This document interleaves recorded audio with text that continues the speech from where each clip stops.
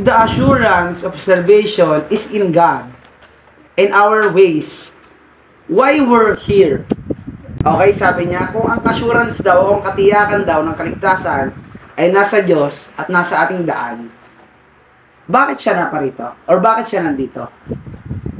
Ay naparito si Kristo, namatay si Kristo para nga sa ating kaligtasan. Kasi kung hindi mamamatay ang ating Panginoong Jesucristo, wala tayong kaligtasan. Yes.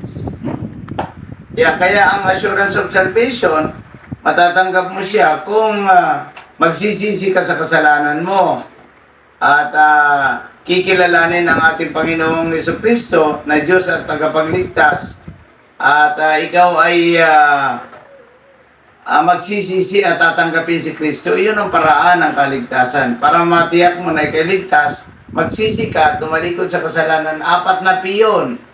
Pagsisisi, pagtalikod sa kasalanan, pagtanggap kay Kristo bilang Panginoon mo at tagapagligtas, at pagsulat ng iyong pangalan sa aklat ng buhay.